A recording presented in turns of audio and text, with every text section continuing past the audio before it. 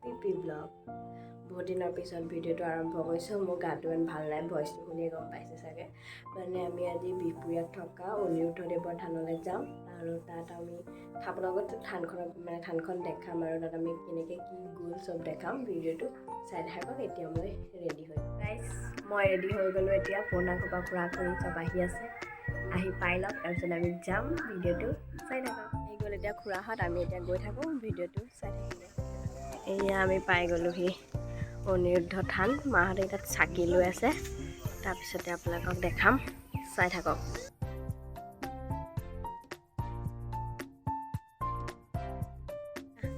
আমাৰ বিদুপৱন বৰা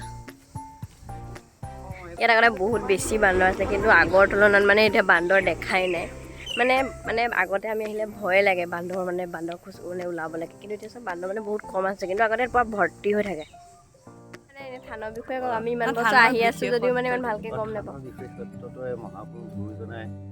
সমাধিস্থান আৰু অসমৰ বিভিন্ন বান্দৰ মায়াময় সম্প্ৰদায়ৰ অনিৰুদ্ধপন্থী শিষ্য ভকতসকল প্ৰতি বছৰ ইয়াত আহি গুৰুজনৰ ওচৰত সেৱা ল'বলৈ আহে। আৰু এই গছ দুজোপাৰ বিষয়ে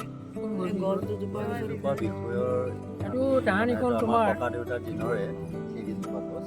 ককা দেউতা আজু ককা দিনৰ গছ।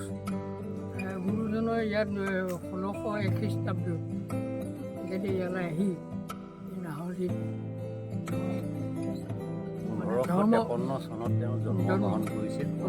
ধৰ্ম প্ৰচাৰ কৰিছিলে। আহি থাকোঁতে এইখন নাহৰ গছে ভৰপূৰ আছিল, আৰু বিশেষকৈ যিবিলাক ডাঙৰ ডাঙৰ গছ আছিলে সেইবিলাক গুৰুজনৰ নামত ভকতসকলে তাতে এটা আশ্বাস কৰে।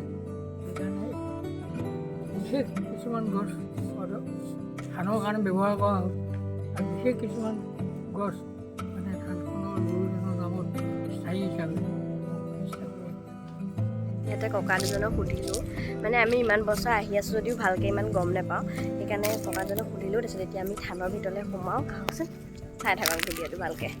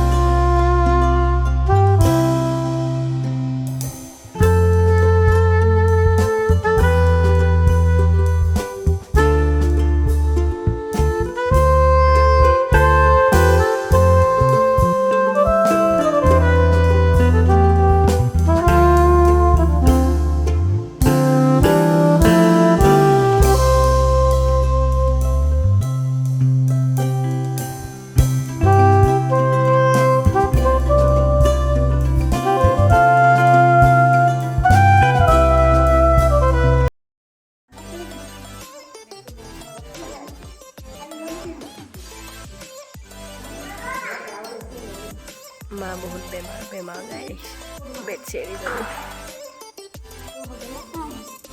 চকুকেইটা কেনেকুৱা কোলা লাগিছে। মাহঁতে এইফালে চাকি লাগি যোগাৰ কৰি আছে, আমি কেইটা বহি আছোঁ। এই মোক কৈ আছিলে তাই বোলে নাই থৈ এতিয়া উঠাই আছোঁ, দেখিবলৈ বেয়া হৈ আছে। তই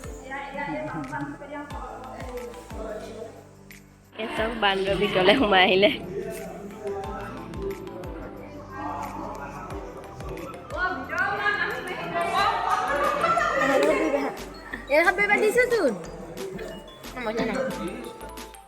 কৈ থাকোঁতে চাহ খাবলৈ নিউট্ৰি চইচ বিস্কুট 3টা আৰু কিবাকিবি আনি থৈছিলে বোলে, বান্দৰে লৈ গ'ল। ইয়াত খাই আছে।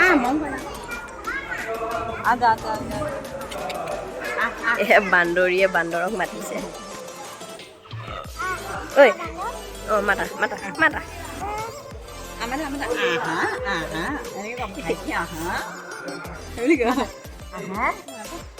মাতি দিয়াচোন, খং কৰিছে তাক, খেদি আহিব। জোকাইছে জানো, জোকাই নলবি দেই, দিব নহয় দিলে। আমি লাহে লাহে খাম।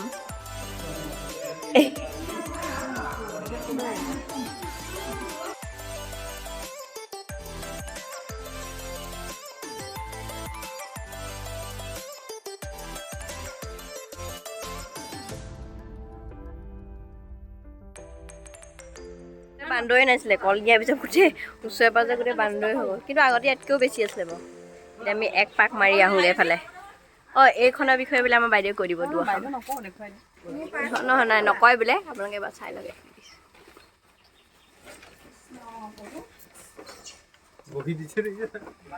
নাহৰ ৰাতি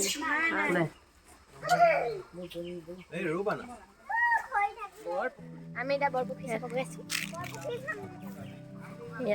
ঘূৰি আছে ইয়াত কাছও পোৱা যায় হে ইয়াত ৰাজহাঁহো আছে দেই ইয়াত কাছ ওলাইছিলে আগতে মানে আজিকালি থাকিবও পাৰে সেইটো গম নাপাওঁ কিন্তু আগতে কাছ আছিলে বুলি গম পাওঁ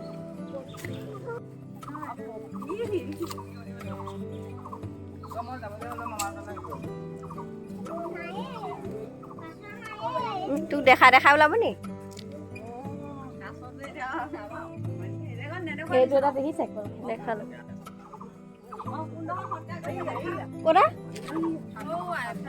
সেয়া অনিৰুদ্ধদেৱৰ থান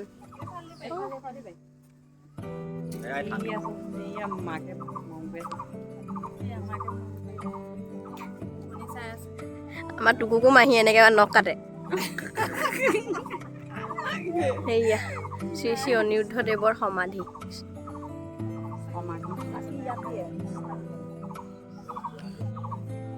এনেকৈ সোমাবও পাৰি আমি আহোঁতে আগতে নাছিলে ন আজিকালি বনাই দিছে এনেকৈ সোমাব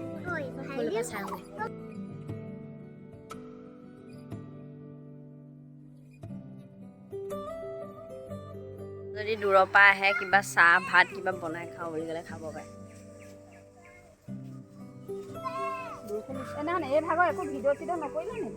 সেইফালে ভিডিঅ'লৈ মাথা মাৰি আছে এক পাক আমি ঘূৰি আছোঁ সেইটো হ'ল দমকল কেইদিনমানৰ পিছত এইবোৰ হেৰাই যাবগৈ আৰু মানে মানুহৰ মাজৰ পৰা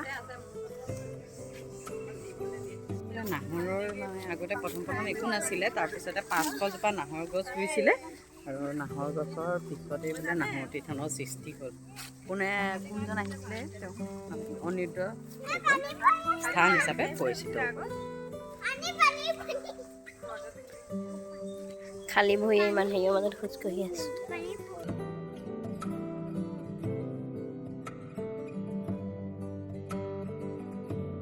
হেল্ল' গাইজ যিমানখিনি পাৰোঁ আপোনালোকক দেখালোঁ এতিয়া আৰু ইমানতে ভিডিঅ'টো সমাপ্ত কৰিছোঁ আমাৰ চেনেলটো ছাবস্ক্ৰাইব কৰিব বান্দৰে মানে এনেকুৱা কৈ দিবা আৰু আমাৰ ভিডিঅ'টো লাইক কৰিব কমেণ্ট কৰিব আৰু শ্বেয়াৰ কৰিব দেই কি হ'ল এটা ভিডিঅ'টো বাই বাই আজিলৈ